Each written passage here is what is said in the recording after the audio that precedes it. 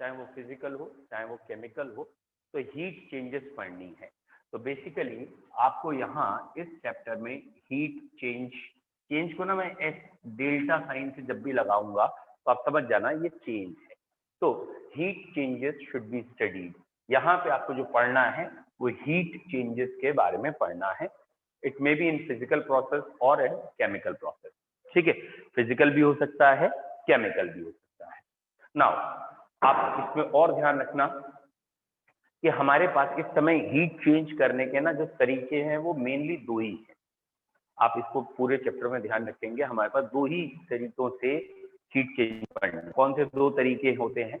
एक कहलाता है बेटा डायरेक्ट हीट चेंज और एक वर्क डन। तो एक तो आप वर्क पढ़ेंगे, इस वर्क से आप देखेंगे हीट जनरेट होती है। बेसिकली वर्क से हीट कैसे जनरेट होती है? दिस इज प्रेशर वॉल्यूम या प्रेशर केसेस में। जहां गैसेस हम पढ़ेंगे, ऑब्वियसली गैसेस स्टेट के बाद इस चैप्टर को रखा गया है, इसका बेसिक रीजन ही ये है, उसका एक्सटेंशन आपको यहाँ दिखेगा। तो हमें यहाँ वर्क से जो आने वाली हीट है उसको सोचना होगा, और ऑब्वियसली एक डायरेक्ट हीट चेंज होगा वो भी है। तो हीट चेंज हम दो तरीके से कर सकते हैं, एक डायरेक्ट एनर्जी होगी, डायरेक्ट एनर्जी, और एक वर्क एनर्जी। ठीक है, मतलब एग्जांपल समझते हैं what is the meaning of direct energy. जैसे सपोज बेटा अगर कहा गया एक माचिस की तिली है, मैच स्टिक, और कहा गया इसे जलाओ, तो इस मैच स्टिक को जलाने के दो तरीके हैं। एक तो कहीं से आग पहले से लगी हुई है, वहां ले जाके इस स्टिक को रख दिया आपने और इसने इट कैचेस फायर, तो आपने डायरेक्ट कहीं एनर्जी थी उस पे ले गए। दूसरा एक तरीका होता है जो यूजुअल हम करते हैं, मैच बॉक्स पे स्ट्रक करते हैं, दैट इज एक वर्क डन करते हैं, तब कहीं जाके ये काम हुआ है, तो वो वर्क डन से एनर्जी मिली है।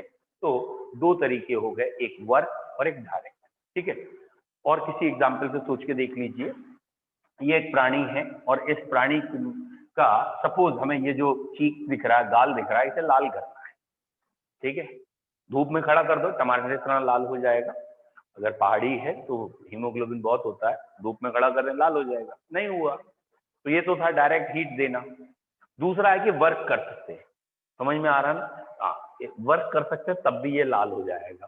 तो हीट और वर्क आपको इस चैप्टर में दो पे कमांड करना है, दो से ही आपका चैप्टर चलेगा, एक हीट एंड एक वर्क। तो ये अपने दिमाग में आप शुरू से रखेंगे कि हीट एनर्जी एक्सचेंज करने के यहाँ दो तरीके होंगे, direct energy and other is work. ठीक, तो पहला पॉइंट आया बच्चों जो आपने डेफिनेशन में लिख भी लिया होगा, what is thermodynamics? The branch of science which deals with heat changes during any physical or chemical change. The branch of science which deals with heat changes during any physical or chemical change.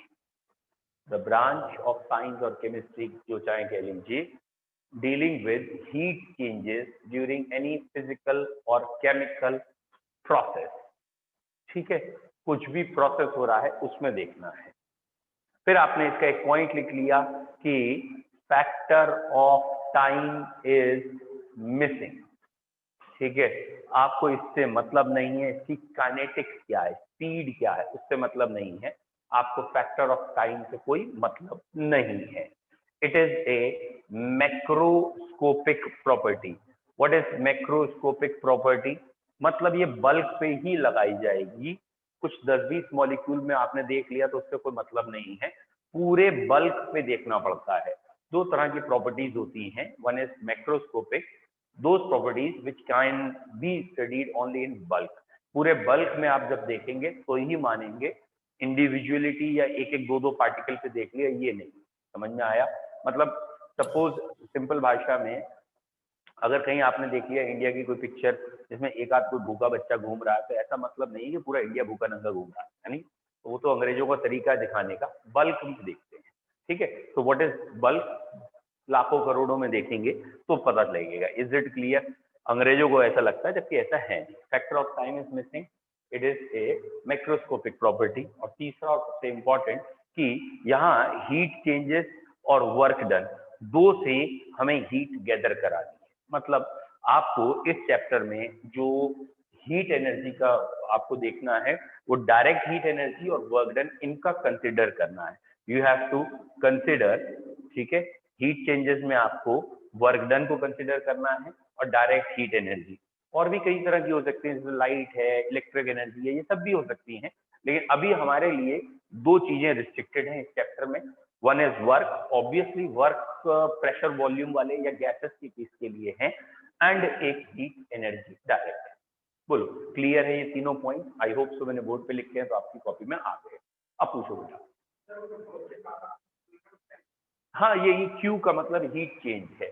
Q जो लिखते हैं ना, ये Q word है, symbol है capital Q, ये जो small होता है capital, that is heat changes का सिंबल है। तो ये डायरेक्ट हीट एनर्जी का हमारा सिंबल हो गया। बोलो क्लियर है? चलिए बेटा, आप चैप्टर को बहुत सिंपल से स्टार्ट करते हैं, जिसे बेस लेवल कहते हैं। ठीक है, बेस लेवल में सबसे पहला पॉइंट है, यहाँ पे कुछ वर्ड्स आएंगे, टर्मिनोलॉजी। जैसे कोई पिक्चर शुरू होती है ना, हीरो हीरोइन और इन सबके नाम हम बता दिए जाते हैं कई बार, वही है। तो यहाँ कुछ टर्म्स आएंगे बीच बीच में, उनको समझ लेते हैं।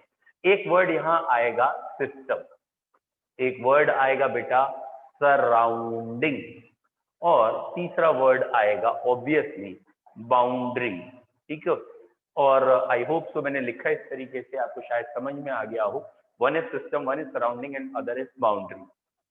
बेटा हम जिस चीज की स्टडी कर रहे हैं, जो हमारे कंसर्न में है, वो हमारा सिस्टम है। ओके, और उस कंसर्न एरिया के अलावा जो भी कुछ है वो सराउंडिंग है, पूरा यूनिवर्स उसकी सराउंडिंग है, जहां तक वो अपनी हीट एक्सचेंज कर सकता है, क्योंकि हमारा लेना देना तो हीट से है। तो जहां तक वो हीट एक्सचेंज कर सकता है, तो पता नहीं कहां तक कर सकता है, तो पूरा यूनिवर्स मान लेते हैं वो उसकी सराउंडिंग है। इन दोनों के बीच की जो डिफरेंशिएटिंग लाइन होगी वो बाउंड्री होगी। तो what is system?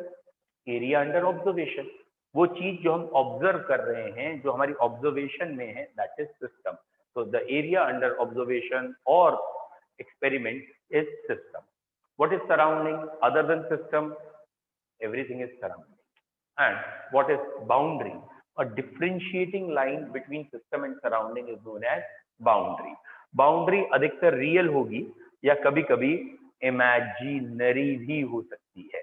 It is a common thing. जैसे कि आपने चाय रखी है कप में, ठीक है, तो चाय अगर कप में रखी है तो तीन बाउंड्रीज तो एकदम साफ साफ क्लियर है। ये तो रियल बाउंड्रीज हैं सिस्टम की सराउंडिंग से अलग कराते हुए। लेकिन ऊपर की तरफ से ये बाउंड्री इमेजिन करनी पड़ेगी कि हाँ भैया, मान लो जहां तक चाय थी या फिर कप के लेवल व्हाटएवर, उसको जब हम पढ़ेंगे तो डिटेल करेंगे। तो एक बाउंड्री के लिए पॉइंट हो सकता है रियल और इमेजिनरी। एक बाउंड्री के लिए पॉइंट हो सकता है इट मे बी फिक्स्ड और फ्लेक्सिबल। यानी what is the meaning of fixed boundary? बच्चों, अगर हम कहना चाहते हैं बाउंड्री में कोई चेंज नहीं हो सकता, दिस इज लॉक्ड, हर तरफ से बंद है, लॉक्ड है, मूवमेंट पॉसिबल नहीं है, it is fixed boundary.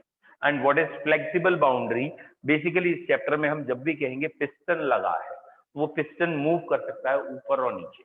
And obviously gases के लिए हम बातें कर रहे हैं, और गैसेस के लिए कभी आप ओपन नहीं रख सकते, ओपन एरिया नहीं दिखा सकते, तो गैस उड़ जाएगी। तो basically most of the cases में हम फिक्स्ड बाउंड्री कहने का मतलब कहते हैं वॉल्यूम कांस्टेंट, कि अब इसका वॉल्यूम चेंज नहीं होगा। अधिकतर हमारा फिक्स्ड बाउंड्री कहने का मतलब ये होता है। और जब भी हम कहते हैं पिस्टन लगा है, तो बेसिकली उस समय हम शायद प्रेशर कांस्टेंट कहना चाहते होंगे। क्यों? क्योंकि अंदर अगर गैसेस आएंगी जाएंगी तो इसका वॉल्यूम चेंज हो सकता है। तो पिस्टन हैज मोबिलिटी, ये मोबाइल होता है, तो इसलिए हम ये कहना चाहते हैं यहाँ पे इट इज फिक्स्ड और फ्लेक्सिबल। ऐसे ही बाउंड्री की एक और क्वालिटी हो सकती है, जो वर्ड आपको ज्यादा याद रखना है, आगे तक काम में आएगा।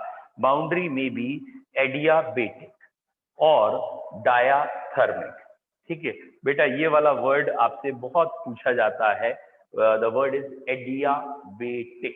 ठीक है, द बाउंड्री में बी एडियाबेटिक और डायाथर्मिक। मैं दोबारा लिख देता हूं, एडियाबेटिक। थोड़ा मैंने साफ साफ इसलिए लिख दिया क्योंकि ये वर्ड इंपॉर्टेंट है। द बाउंड्री में बी एडियाबेटिक और डायाथर्मिक। ठीक है बच्चों, what is the meaning of diathermic या एडियाबेटिक? बेटा अगर कहीं वर्ड डाई आता है ना कहीं पे भी, तो यूजुअली वो दो के लिए आता है, दो तीन, बहुत सॉरी, दो के लिए बाई और डाई ये शब्द आते हैं। यहाँ पे डाया का मतलब है मूवमेंट, यानी अंदर भी आ सकती है हीट, बाहर भी जा सकती है हीट, दोनों तरफ मूवमेंट कर सकती है। तो जब भी बाउंड्री हमारी कंडक्टिंग होगी, वो दोनों तरफ हीट एक्सचेंज करा सकती होगी, तो वो वाली बाउंड्री हमारी कहलाएगी डायाथर्मिक। तो बेसिकली इसका मतलब है कंडक्टिंग बाउंड्री। भाई ये बाउंड्री के टाइप में तो पढ़ रहे हो, तो इसका मतलब है कंडक्टिंग, तो ये कंडक्टिंग है। And the second word is adiabatic. तो बच्चों एडियाबेटिक का बेसिक सेंस या बेसिक मतलब क्या है, इसका उल्टा, that is it is insulating boundary. बच्चों समझ में आया इंसुलेटेड मतलब क्या है, कि इसके अंदर की हीट अंदर ही रहेगी, बाहर की हीट बाहर ही रहेगी। There is no exchange of heat between system and surrounding. Boundary कुछ ऐसी है जो हीट को एक्सचेंज नहीं करने दे रही है। This boundary is known as adiabatic. तो ये वर्ड कभी भी आए एडियाबेटिक आगे तक, तो जरा ध्यान रखिएगा एडियाबेटिक का मतलब क्या होगा बेटा। एडियाबेटिक का मतलब होगा इंसुलेटेड, नॉन कंडक्टिंग। अगेन एक बारी मैं रिपीट करूं, अभी हमारे 3 वर्ड आ गए हैं, आपकी कॉपी में आ चुके होंगे जो लिख रहे होंगे। One word is system, other is surrounding and other is boundary. System में हमने बेसिकली अभी इतना ही कहा है, द एरिया अंडर ऑब्जर्वेशन, जो हमारी स्टडी में है, ऑब्जर्वेशन में, एक्सपेरिमेंट में, व्हाटएवर, जिसको भी हम ऑब्जर्व या स्टडी कर रहे हैं वो हमारा सिस्टम है। What is surrounding, other than system complete universe is surrounding. System को बख्श दो, उसके अलावा सबको पकड़ लो तो वो सराउंडिंग हो गया। जैसे चाय का कप था तो वो सिस्टम था, उसके अलावा बाकी यूनिवर्स सराउंडिंग है। एक्चुअली सराउंडिंग और सिस्टम आपस में हीट एक्सचेंज कर सकते हैं। And the third word is boundary. Boundary क्या है बेटा, इसका बेसिक मतलब है बाउंड्री का, ये एक लिमिटिंग लाइन है जो डिस्टिंग्विश कर रही है, डिफरेंशिएट कर रही है सिस्टम और सराउंडिंग को। और इसके लिए हमने एक मेन वर्ड जो याद रखना है कि कई बार बाउंड्री एडियाबेटिक होगी और कई बार डायाथर्मिक होगी। तो बेटा अगर बाउंड्री एडियाबेटिक है, try to remember, boundary adiabatic है तो याद रखना इंसुलेटिंग है, वो इंसुलेशन करेगा, मतलब हीट का एक्सचेंज नहीं करेगा सिस्टम और सराउंडिंग में। ओके, नाउ सिस्टम के भी 3 तरह होते हैं बेटा, सिस्टम के भी टाइप्स है। क्या क्या सिस्टम के टाइप्स हैं? एक कहलाता है आपका ऑब्वियसली आइसोलेटेड सिस्टम, ओके, एक कहलाता है क्लोज्ड सिस्टम और एक कहलाता है ओपन सिस्टम। ठीक है, तो सिस्टम के अंदर बेसिकली 2 चीजें हैं या 2 चीजों का एक्सचेंज सराउंडिंग से देखते हैं। One is termed as energy and other is termed as matter. Energy और मैटर, आपको अंतर मालूम होगा। What is matter? Anything having mass, occupy space, यानी ऑब्वियसली जिसमें कोई मॉलिक्यूल या एटम्स होंगे वो मैटर है। तो ओपन सिस्टम, जैसे चाय एक कप में रखी है तो मैटर भी एक्सचेंज हो जाता है और एनर्जी भी एक्सचेंज हो जाती है, तो both energy and matter can be exchange. ठीक है, एग्जाम्पल से भी क्लियर करते हैं। क्लोज सिस्टम वो है एनर्जी तो एक्सचेंज हो जाएगी, मैटर एक्सचेंज नहीं होगा। What is the meaning energy तो एक्सचेंज हो जाएगी?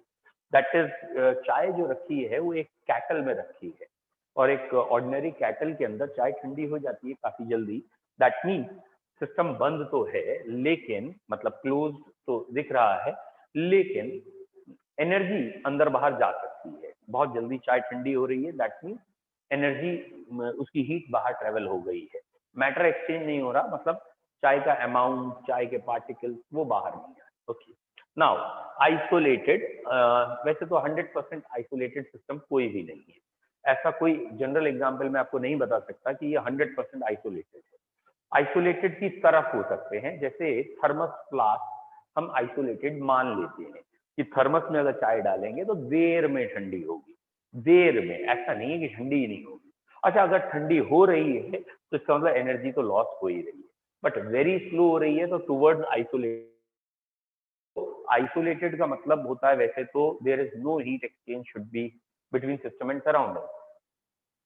अगर बिल्कुल हीट एक्सचेंज नहीं हो रही तो इसका मतलब अगर 100 साल पहले दादा ने चाय बनाई थी या दादा के पापा ने बनाई थी तो आज भी अगर आप वो थर्मस खोलेंगे तो एकदम गर्म कड़ाकेदार चाय मिलेगी, लेकिन ऐसा होता नहीं है। 100 साल छोड़ दो, 100 दिन, और कुछ तो 100 दिन भी शायद ज्यादा कह रहा हूँ, 3 महीने हो गए, तो 4 दिन के बाद अगर आप कोई थर्मस फ्लास्क खोलोगे तो ही वो चाय आपको ठंडी दिखेगी। तो what is the point, isolated system 100% नहीं है, but thermos flask can be regarded as towards isolated, क्योंकि एनर्जी बहुत स्लो लूज कर रहा है, और ऑब्वियसली क्योंकि क्लोज है तो मैटर नहीं चेंज कर रहा। अब इसे ना लाइव क्लास या आमने सामने में बड़ा मजा आता है एक्सप्रेशंस में, अभी तो ज्यादा खास अच्छे एक्सप्रेशन आपको मुझे नहीं दिखेंगे। जैसे बेसिकली हम चाय का ही एग्जाम्पल लें, तो चाय का एग्जाम्पल डेली लाइफ से रिलेट करके लिखिए। आपने चाय एक कप में या सॉकर में ले ली है, और चाय किसी कैटल में ले ली है, और चाय थर्मस में। तो थर्मस वाली ऊपर थी, कैटल वाली नीचे है, और ये ओपन है। तो इसे जब हम क्लास में पढ़ाते हैं तो यूजुअली बच्चे काफी इंजॉय करते हैं। क्या है पॉइंट, चाय को हम इमेजिन कराते हैं कि सपोज कप है, सॉकर है, आपने कप रखा, ठीक है, बहुत इंपॉर्टेंट है ये। अब इसमें एक्सप्रेशन बड़े अच्छे आते हैं, जबकि है ऐसा कुछ नहीं, लेकिन देखिएगा होते क्या, अपने एक्सप्रेशन खुद शीशे में देख लेना, ठीक है। तो चाय थी, कप में थी, और सडनली एक मक्खी गिर गई। चाय में अगर मक्खी गिर गई तो अब क्या होगा, ठीक है। आप चाय पियेंगे या नहीं पियेंगे, इट्स अप टू यू, ठीक है। तो अब इसको जब पढ़ाया जाता है तो यूजुअली हम कहते हैं भाई ठीक है, चाय में मक्खी गिर गई, तो एक डायलॉग बना है, कंजूस मक्खी चूस। अब आप समझ गए आगे क्या होगा। तो कंजूस आदमी क्या करेगा, उस चाय को देखेगा, ओके मक्खी है, निकालेगा। अब इस वाले एक्ट में क्या होता है, ना तो मेरे हाथ में चाय है ना ही मक्खी है, लेकिन जब ये एक्ट हो रहा होता है तो आधे से ज्यादा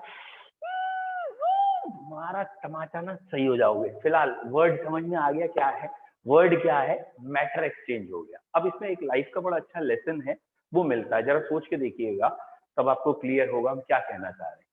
भाई मजाक में तो हम यही कह रहे हैं यार, चाय खराब हो गई, इन जनरल कहते हैं ना ये चाय हम नहीं पियेंगे, हटा हटा लो चाय, मक्खी गिर गई। प्रैक्टिकली आप सोच के देखिएगा, घर में आपने ऐसा किया है नहीं किया है, चाय में मक्खी गिर गई, दूध में मक्खी गिर गई, यूजुअली रिप्लेस कर देते हैं, ठीक है।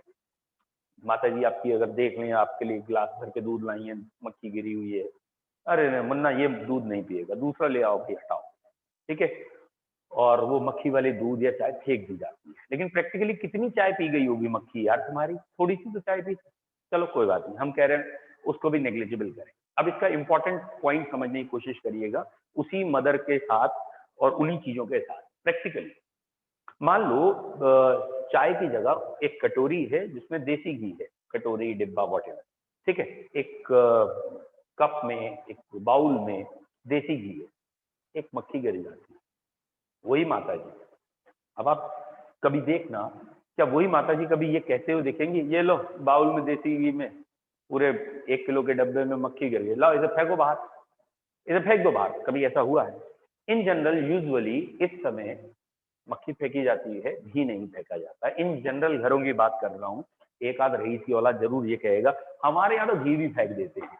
मैंने अच्छा तुम्हारे घी फेंक देते हैं, और कल को अगर तुम्हारी माता जी के गाल पे मक्खी बैठ गई तो बोले उन्हें बाहर फेंक दें, हम तो रईस लोग हैं। चलो अच्छा, लौट के आओ। तो what is the basic word यहाँ पे क्या है, लाइफ का लेसन क्या था, वो क्या समझना है बेटा। प्रॉब्लम हर जगह आती है, बट सोल्यूशंस अलग अलग हो जाते हैं। व्हाट इज द मीनिंग, चाय में मक्खी गिरी और देसी घी में मक्खी गिरी, दोनों में प्रॉब्लम सेम थी, मक्खी तो दोनों के यहाँ आई, चाय में भी देसी घी में। मक्खी दोनों से हटा दी गई, प्रॉब्लम दोनों से हट गई, लेकिन चाय को खुद भी हटना पड़ा, जबकि देसी घी डटा रहा। What is the basic point, अगर आपकी अपनी वैल्यू है लाइफ में, अगर आपकी अपनी स्टैंडर्ड है, अपनी एक डिग्निटी है, अपनी एक अप्रोच है, तो प्रॉब्लम वही दूसरे को तोड़ देगी, और आपके लिए वो प्रॉब्लम प्रॉब्लम नहीं रहेगी। आप अगर खुद में देसी घी है, कहने का मतलब आप अगर खुद में एक वैल्यूएबल चीज है, तो छोटी मोटी चीजें आएंगी भी तो आपको नहीं हटाया जाएगा, उन छोटी चीजों को हटाया जाएगा। और अगर आप खुद भी चाय की तरह इनवैल्यूएबल है, अब दूसरी लिया 5 रुपए की तो है ही, तो मक्खी आते ही आप भी निकल लोगे, तो छोटी चीजों से भी हट लोगे। फिलहाल लौट के आओ, ज्ञान गंगा समाप्त, यहीं पे आ जाओ, ठीक है। क्या था हमारा बच्चों, सिस्टम, सिस्टम के टाइप, आइसोलेटेड, क्लोज्ड और ओपन। तो आइसोलेटेड वाले सिस्टम या जो है उसमें nothing can be exchange, neither energy nor matter. Close वाले में energy can be exchange, heat transfer हो सकती है, लेकिन मैटर नहीं हो सकता। मतलब कोई बच्चा टिफिन लेके आया है, उस टिफिन में क्या है सूंघ के बाहर से आपने बता दिया, ठीक है, तो आप सूंघ के एनर्जी ले लो, बाकी मैटर तुम्हें नहीं मिलेगा। टिफिन खोल के कुछ खिलाएंगे नहीं, इज इट क्लियर। तो ये वाला सिस्टम कैसा है, क्लोज है। और टिफिन इतना टाइटली पैक है या कोई एयर बाहर एक्सचेंज ही नहीं हो रहा, तो आपको उससे पता भी नहीं चलेगा, दैट इज आइसोलेटेड सिस्टम। और टिफिन उठाया, खोला और खा गए, उनने कहा यार तुमसे कहा था खाली एनर्जी एक्सचेंज कर लेना, तुमने मैटर भी निकाल लिए, तो ये वाला सिस्टम क्या हो जाएगा बेटा, ओपन सिस्टम। तो बेसिकली पहला वर्ड हमने पढ़ा सिस्टम सराउंडिंग बाउंड्री। सिस्टम तीन तरह के, बाउंड्री में भी एक तरीके से हमने 3 पॉइंट्स पढ़ लिए, fix, flexible, open, real, imaginary and one is more, ठीक है, एडियाबेटिक डायग्राम। यहाँ तक किसी को कोई डाउट है तो जल्दी से पूछ लीजिए, 1 और 2 टाइप करिए, जो भी अगर डाउट है तो 1 टाइप कर, तो सॉरी 2 टाइप करिए। क्लियर है 1? चलिए 2 बच्चों को तो क्लियर है, समझना अभिषेक, बस 2 ही बच्चे हैं आज, ठीक है, वंशिका क्लियर है, तीनों को क्लियर है। और कोई बच्चा? बोल बेटा तू कुछ जोर से बोल। रियल का मतलब असलियत में बाउंड्री है, चाय का कप है तो 3 तरफ से तो उसकी वॉल दिख रही है कप की, और ऊपर की तरफ से तो कोई वॉल नहीं है ना, तो ऊपर की तरफ एक इमेजिनरी बाउंड्री मानेंगे, भैया कप यहाँ से यहाँ तक था, तो ये ऊपर की तरफ इमेजिनरी, लेकिन उसका कोई सेंस नहीं है। नेक्स्ट एक वर्ड है बेटा स्टेट ऑफ ए सिस्टम। ये थोड़ा समझना अलग सा है word, but what is the meaning of state of A system, ये समझने की कोशिश करो बच्चों। जैसे ये इस समय क्लास है जिसमें मैं पढ़ा रहा हूँ, उसमें एक ट्राइपॉड है, उसमें एक whatever you can say laptop रखा है, माइक रखा है, या जो भी चीज है, तो ये सारी चीजें मिला के इस सिस्टम को हमने कह दिया अ स्टेट। मतलब a system under given set of measurable physical properties, measurable properties, ठीक है। What is the meaning of this, जरा एक बार चेक करना क्या कहना चाह रहा हूं। इन जनरल केमिस्ट्री पे लौट के आइए, जैसे एक कंटेनर है, उसमें अमोनिया गैस है, तो अमोनिया के कितने मोल्स हैं, क्या टेम्परेचर है, क्या प्रेशर है, क्या वॉल्यूम है, तो ये वाली जो 4 क्वांटिटीज होती हैं, ये 4 क्वांटिटीज या और कोई क्वांटिटी भी पता है तो वो हमें मालूम है कितना कितना क्या क्या है, तो ये इसकी कहलाएगी स्टेट। और इन जनरल हम उसे कह देते हैं स्टेट फर्स्ट। बाद में लेट सपोज टेम्परेचर चेंज हुआ या बॉयल्स लॉ लगाया, प्रेशर वॉल्यूम चेंज हुए, तो प्रेशर P1 की जगह P2 हो गया, वॉल्यूम V2 हो गया, ये कांस्टेंट रहे, तो ये हम कहेंगे नई स्टेट आ गई, तो इसे कहेंगे स्टेट 2। तो बेसिकली हम स्टेट का यूज इस चैप्टर में कहाँ करेंगे, तो हम कहेंगे भाई देखो इस सिस्टम में ये क्वांटिटीज मेंटेन है, इन सारी क्वांटिटीज जब भी ये होंगी तो इसको हम कहेंगे स्टेट 1। जैसे ही कोई नई क्वांटिटी आ गई, मतलब इनमें क्वांटिटी चेंज हो गई, तो अब हम कहेंगे भाई ये तो पिछली जैसा नहीं रहा, अब ये नया कुछ आया, स्टेट 2, स्टेट 3। तो basically state is a word which is used for representing a system for a particular condition. एक पर्टिकुलर कंडीशन है, टेम्परेचर, प्रेशर, वॉल्यूम, मोल, कई बार कलर, डेंसिटी, इन सब के लिए भी हो सकता है, लेकिन बेसिक यही 4 वर्ड्स होते हैं गैसेस के। तो जब इन चारों की एक पर्टिकुलर वैल्यू आपको पता है, उस समय एक पर्टिकुलर स्टेट, उसे आप स्टेट 1 कह दीजिए, स्टेट ए कह दीजिए, स्टेट बी कह दीजिए, या कोई वर्ड यूज कर लीजिए, बट इट इज स्टेट। और अगर इनमें से कुछ भी चेंज हो गया तो हम कहेंगे भाई ये वैसे तो नहीं रहा, अब नया आ गया, तो हम कहेंगे स्टेट सेकेंड आ गई, अल्टरनेट आ गई। Is it clear? तो जैसे एक एग्जाम्पल में लेके चलते हैं, क्या कह रहे हैं कि ये एक प्राणी है, ठीक है, यहाँ एक प्राणी है, एक और प्राणिन है, व्हाटएवर, मेल फीमेल, इनकी शादी हुई। Is it clear? अब प्रैक्टिकली एग्जाम्पल सोचो, आपके माता जी, बाबूजी और व्हाटएवर, मदर फादर, ठीक है, शादी के 20 साल हो गए, ठीक है, तो क्या अभी वही स्टेट है या स्टेट बदल गई? एज बदली है, चीजें बदली हैं, तो ऑब्वियसली यहाँ स्टेज 1 थी, यहाँ स्टेज क्या हो गई है, 2 हो गई है। तो व्हाट इज बेसिक मीनिंग, चीजें वही हैं लेकिन उनमें कोई ना कोई अंतर आ गया। Is it clear? जैसे माता जी बाबूजी को कई बार कहते सुना होगा आपने, अब तुम बदल गए हो, अब तुम पहले जैसे नहीं रहे हो। तो व्हाट इज यार, रोज कह के तो बदलवाया था, और अब बदल गए तो कह रही हो अब तुम बदल गए हो। बदल गए मतलब नई स्टेट आ गई। तो अब इस वर्ड को मैं यूज करूंगा चैप्टर में कई बार, अब तो ये बदल गया है। Is it clear? तो सब समझ लेना कि या तो प्रेशर या वॉल्यूम या मोल या टेम्परेचर बदला है, कुछ ना कुछ बदलेगा तो नई स्टेट आएगी। इन जनरल कभी एक क्वांटिटी नहीं बदलेगी, इन जनरल दो चीजें आपस में डिपेंडेंट है, अगर एक बदलेगा तो कोई ना कोई दूसरा जरूर बदला हुआ होगा इन जनरल, ठीक है, क्योंकि पीवी इक्वल टू एनआरटी हमें लगाना है इसलिए। तो ये वर्ड आपका आ रहा है स्टेट ऑफ ए सिस्टम, और स्टेट ऑफ ए सिस्टम की डेफिनेशन क्या थी? A system under given set of required condition, a system under given set of, sorry required नहीं है, a system under given set of measurable properties और given set of properties. ठीक है, इसी में एक वर्ड है जिसे हम कह देते हैं state variable. Okay, basically state variable को ही आप स्टेट फंक्शन कह दो, कोई दिक्कत नहीं है, स्टेट वेरिएबल और स्टेट फंक्शन। ठीक है, मैंने और करके लिख दिया है, बहुत माइन्यूट सा डिफरेंस है दोनों में। बेटा वेरिएबल आप समझते ही हो, what are variables? I hope आपको पता है। जो भी क्वांटिटी वेरी की जा सकती हो, बदली जा सकती हो, they are termed as variable. What are state variables? State में वो क्वांटिटीज जो बदली जा सकती है, जैसे टेम्परेचर, प्रेशर, वॉल्यूम, मोल। और इस चैप्टर में हम पढ़ेंगे heat, delta H, delta U. इस चैप्टर में ना ये चार नाम बार बार आएंगे, delta G, delta S, delta you और डेल्टा एच। ये चार जो शब्द हैं इस चैप्टर में हम पढ़ने हैं, हमें मेन समझना है। और ये जो मैंने जानबूझ के उल्टे ऑर्डर में लिखे हैं, मतलब चैप्टर में सबसे आखिरी में ये पढ़ाऊंगा, लेकिन ये दोनों बैकबोन है कंपटीशन लेवल में के लिए भी, और जहां नॉलेज टेस्ट होती है वहां ये दोनों मेन है, और ये दो भी हैं भैया। तो ये अभी डिटेल धीरे धीरे मैं बताऊंगा क्या है। इसको हम कहते हैं चेंज इन एंथैल्पी। फिलहाल अभी मत लिखिए, मैं इसे अभी बताऊंगा, डिटेल कराऊंगा। ये चेंज इन इंटरनल एनर्जी है, ये जब आएगा तो देखेंगे। ये एंट्रोपी है, एंट्रोपी, और ये गिब्स एनर्जी है। ठीक है, फिलहाल चार क्वांटिटी पे हम ज्यादा फोकस करते हैं। चलिए लौट के आते हैं, हम क्या पढ़ रहे हैं? स्टेट वेरिएबल, वो क्वांटिटी जो बदली जा सकती है, that are variable.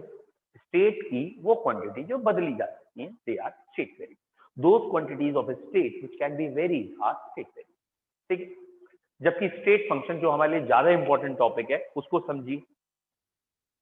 State function क्या है बच्चों? ये फंक्शन वर्ड ना मैथमेटिकल ऑपरेशनल वर्ड है। What is the meaning of this भारी भरकम मैथमेटिकल ऑपरेशनल वर्ड? फंक्शन का बेसिक मतलब होता है डिपेंडेंट। ठीक है, तो अगर कहीं पे कोई चीज डिपेंडेंट होती है तो हम उसको क्या है में यूज कर लेते हैं? फंक्शन कह देते हैं, ये इसका फंक्शन है। जैसे सपोज जो इंटर रिलेशन है, जो चीजें एक दूसरे पे डिपेंड करेंगी, जिनका रिलेशन आ जाएगा, वो बेसिकली हम कहेंगे इसका फंक्शन है। ठीक है, अब यहाँ पे क्या है स्टेट फंक्शन, उसका मतलब समझिए। केमिस्ट्री में ना क्वांटिटीज दो तरह की है, one are termed as path function and one are termed as state function. एक है पाथ फंक्शन, एक है स्टेट फंक्शन। मैंने अभी आपको कहा फंक्शन मतलब समझिए डिपेंडेंट। तो जब भी हम कहेंगे ना ये क्वांटिटी पाथ से कोई लेना देना नहीं, सिर्फ स्टेट से लेना देना है, तो वो क्वांटिटी कहलाएंगे स्टेट फंक्शन। किस पाथ से वो स्टेट आई है इससे मतलब नहीं। और वो क्वांटिटी जो पाथ पे डिपेंडेंट है, they are termed as path function. एक बार समझिए कहना क्या चाहते हैं, इसका मतलब क्या है। बेटा मान लीजिए ये स्टेट फर्स्ट है और ये स्टेट सेकंड है, ये स्टेट थर्ड है। ठीक है, अब आपको समझ में तो आई गया ना what is the meaning of state? मतलब यहाँ टेम्परेचर प्रेशर अलग अलग है, किसी में कुछ अलग है, किसी में कुछ अलग है, 100% कोई चीज सेम नहीं। ठीक है, अब अगर कोई क्वांटिटी यहां से होके यहां आ गई, ठीक है, यानी ये पाथ एक्स पाथ से आई है, और दूसरी कोई चीज चाहे वो प्रेशर है चाहे वो टेम्परेचर है, वो यहां से यहां आ गई, यानी इस पाथ से आई। अगर इस पाथ और इस पाथ का रिजल्टेंट, दोनों पाथ का रिजल्टेंट सेम है, मतलब चाहे इस पाथ से जाओ चाहे उस पाथ से जाओ, रिजल्टेंट सेम है, तो आप कहेंगे स्टेट फंक्शन, यानी ये पाथ पे डिपेंड नहीं कर। और अगर रिजल्टेंट अलग अलग है तो भैया आप कहोगे पाथ फंक्शन, कि पाथ पे डिपेंड कर रहे हैं। सरल उदाहरण पे आओ, एकदम सिंपल, यहां से आपके दिमाग में स्ट्राइक करना चाहिए। आपके दिमाग में स्ट्राइक करना चाहिए डिस्टेंस और डिस्प्लेसमेंट से, क्योंकि 11th में फिजिक्स के टीचर ये बहुत अच्छी तरह बताते हैं कि यहां से यहां तक की डिस्प्लेसमेंट इतनी और डिस्टेंस भी इतनी, लेकिन जब वो यहां से यहां तक जाएगा, यहां से यहां तक जाएगा, डिस्प्लेसमेंट तो इतनी ही होगी लेकिन डिस्टेंस इतनी होगी। समझ में आ रहा है? तो जैसे डिस्प्लेसमेंट टर्म जो है वो स्टेट फंक्शन है, तुम किसी पाथ से चले जाओ डिस्प्लेसमेंट उतनी ही होगी, 2 पॉइंट के बीच की शॉर्टेड डिस्टेंस उतनी ही होगी, लेकिन डिस्टेंस तो अलग अलग होगी। समझ में आ रहा है? Same thing is here. State function क्या है? वो क्वांटिटी जो स्टेट पे डिपेंड करती है। स्टेट कैसे आई इससे मतलब नहीं है, कितने पाथ से होके आई इससे मतलब नहीं है। Those quantities which depend on state and independent on the manner by which state is obtained, state is achieved, कैसे state आई उस पे डिपेंड नहीं करती हैं। those quantities which are dependent on state only, खाली state पे डिपेंड करती हैं, and independent on the manner by which state is attained, state कैसे आई है उस पर डिपेंड नहीं करती है। और ये जो चारों राजा महाराजा नीचे दिख रहे हैं आपको, delta S, delta U, delta G और delta H, all are state function. ये सारे स्टेट फंक्शन है, ये सारे के सारे पाथ पे डिपेंड नहीं करते। आप किस पाथ से आ रहे हैं इनका कोई लेना देना नहीं है, बस स्टेट आनी चाहिए कैसे भी आए। मतलब आप बेसिकली कह सकते हो ये वेक्टर्स की तरह है, जैसे वेक्टर में डिस्प्लेसमेंट था ना, ये उसकी तरह है। और दो क्वांटिटी, एक स्पेशली हीट चेंज और एक वर्क डन, ये दोनों जब भी अलग अलग आएंगे, इंडिविजुअल आएंगे, तो ये दोनों है पाथ फंक्शन। तो नोट करके अलग से लिख लीजिएगा, Q यानी heat changes and the work done, heat changes and the work done our path function. Heat changes और वर्क डन पाथ फंक्शन है, जबकि delta U, delta G, delta S and one more delta H, U, G and H चारों हो गए, and these are state function। ठीक है, तो आज तो हम ज्यादा नहीं पढ़ पाए, आज इतना ही रख रहे हैं बच्चों, इतने को लिख लीजिएगा। और अब क्योंकि धीरे धीरे रिज्म आई है, कल से मतलब अब मैंने एक्सट्रीम वाले बच्चों को एक्सट्रीम में बुलाना शुरू कर दिया है और आपका टाइम 2 to 3 कर दिया है। तो the student which can come to extreme वो 2 to 3 यहाँ आ जाइए, और यहाँ ऑफलाइन पढ़ा रहा हूँ। ऑब्वियसली आपको बोर्ड से पता लग ही रहा है, मैं ऑफलाइन पढ़ा रहा हूँ। एक बच्चा आया भी है और बाकी बच्चे अगर आना चाहें तो कल से आपका 2 to 3 यहाँ पे, दैट इज 2:15 to 3 यहाँ पे आपका बैच लगेगा। एंड ऑब्वियसली दोनों मोड्स में रहेगा, जो बच्चे नहीं आ पाएंगे उन्हें ऑब्वियसली रिकॉर्डिंग मिलेगी। ठीक है, तो और 5 to 6 है हाइब्रिडाइजेशन। आज का 5 to 6 इम्पॉर्टेंट है, थोड़े हायर लेवल कॉन्सेप्ट होंगे उस हाइब्रिडाइजेशन में, और अच्छी तरीके से हाइब्रिडाइजेशन बताऊंगा, डिफरेंट तरीके से, आई मीन टू से। और जिन बच्चों की हाइब्रिडाइजेशन वीक है या बॉन्डिंग वीक है, आप दोनों बैच अटेंड कर सकते हैं।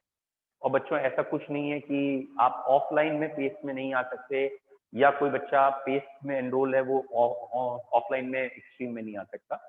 आपको सिर्फ पढ़ाई से मतलब है, पढ़ाने वाला मैं ही हूँ, तो आप चाहें ऑफलाइन आए चाहे ऑनलाइन, ऑल आर वेलकम।